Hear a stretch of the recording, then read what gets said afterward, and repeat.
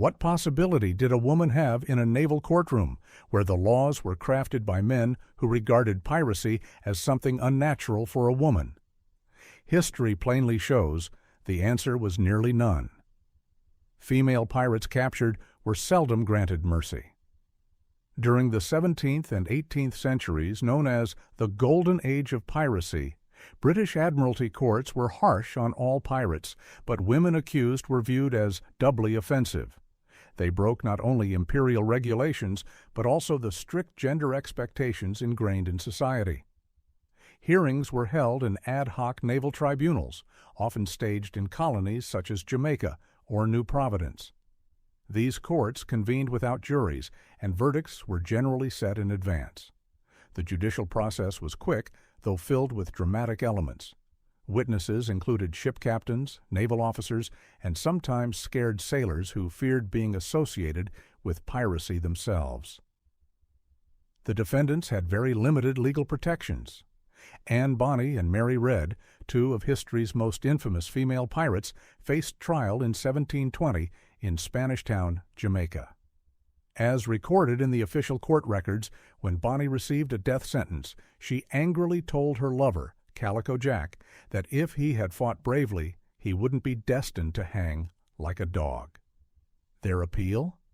Pregnancy. Known as pleading the belly, this was among the few legal safeguards available to women. In the case of Bonny and Critchett, it provided temporary relief, but most female pirates were not so fortunate. Numerous women faced their sentences in silence, fully aware that the court had condemned them well before they even uttered a word. Hanged at execution dock for piracy.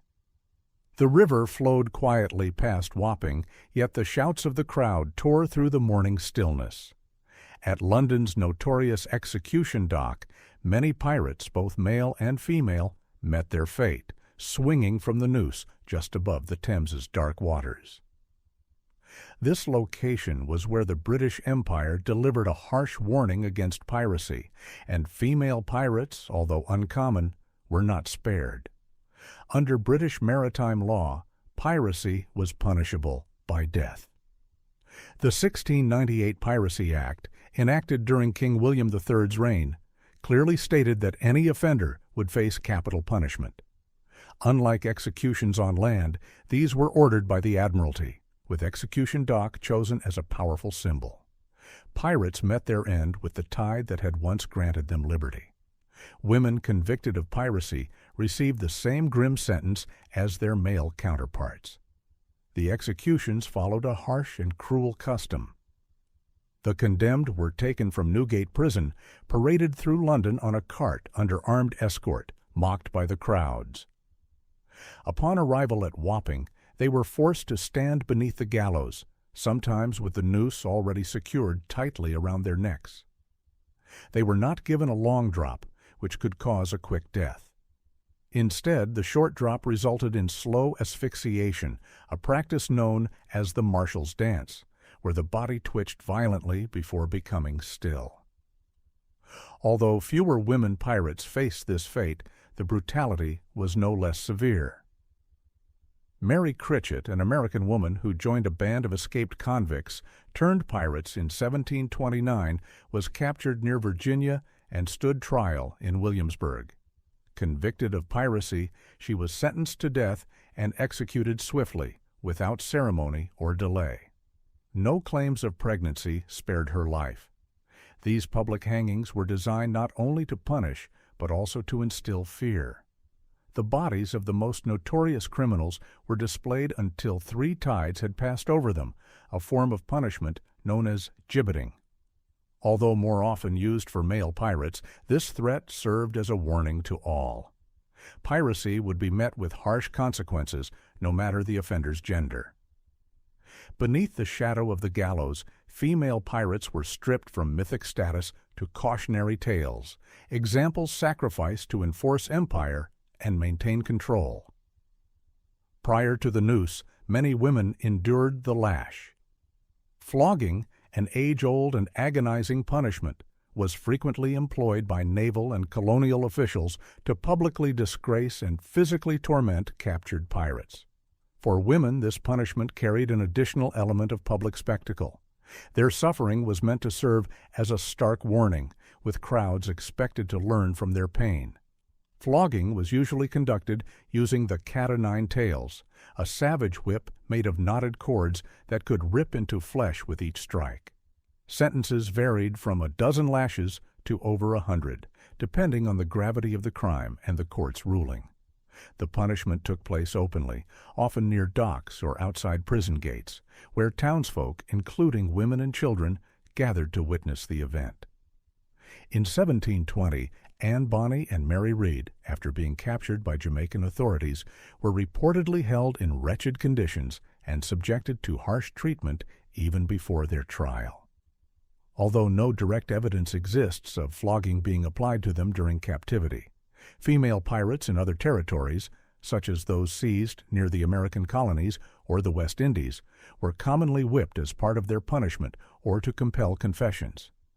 For naval authorities, flogging female pirates achieved two goals: deterrence and humiliation. Women who had dared to command or fight on ships were publicly brought low, their blood mixing with the salty air and cobblestones. Such penalties were not solely about justice. They were about control, and the pain spectacle ensured the warning extended far beyond the gallows. Rather than execution, some captured female pirates were forced into concubinage or slavery. Particularly in colonial ports across the Caribbean, West Africa, and the Americas, women were sometimes spared death, but condemned to lives of concubinage, forced labor, or enslavement. Archival sources from Portobello and Cartagena in the late 1600s mention women taken from pirate ships and treated as war spoils. Additionally, black and mixed-race women found on such ships were frequently presumed enslaved. In these instances, they were incorporated into plantation labor or kept as domestic servants or concubines by colonial officials or merchants. Records rarely separate female pirates from other women aboard captured vessels, complicating efforts to make clear distinctions. Nevertheless, forced servitude was widespread. What is certain is that for many women, capture did not mean immediate execution. Instead, it meant being lost to households, plantations, or shipholds, stripped of identity, history, and recognition. A silent erasure, not documented through verdicts, but through omission, left to perish on prison ships. For some seized female pirates, death did not come quickly by hanging, but arrived slowly, quietly, and unseen aboard decrepit prison hulks. These floating prisons, anchored offshore colonial ports or British harbors, were not built for long-term detention. Still, they served as holding spaces for pirates, rebels, and enemies of the crown, including occasionally women. While detailed accounts of female pirates dying aboard prison ships are scarce, the overall context is clear. Captured women often endured the same harsh conditions as male prisoners. In the 18th century, as prison numbers swelled and land jails reached capacity, the British Navy and colonial officials resorted to using retired warships. These ships, stripped of sails and left to 941 rot in harbors, were anchored at locations such as Portsmouth, Plymouth, and Kingston, Jamaica. Conditions aboard these vessels were appalling. Prisoners were chained below decks in cramped, dark, and poorly ventilated compartments. Illnesses like typhus, dysentery, and smallpox spread quickly. Food was meager and frequently rotten. Women confined on these ships faced double hardship. Besides suffering from hunger and disease, many were subject to abuse and harsh treatment, including misconduct by guards or sailors, though such incidents were seldom officially recorded. With no rights or formal acknowledgement, they were often left out of official documents completely. On these quiet decks, history did not document executions, but instead documented absence. And within this void, the destiny of many female pirates was decided, forgotten not by chance, but deliberately. Their punishments were not merely sentences. They served as tools of intimidation, gendered dominance, and imperial authority. The fate of female pirates highlighted how profoundly the maritime world feared rebellious women. These tales continue to resonate in the silence of prison ships and in the dark memories of gallows. What does their omission from history reveal about power, justice, and who is remembered? Share your thoughts below. As the ancient Roman historian Tacitus famously wrote, "The more corrupt a state becomes, the greater the number of laws."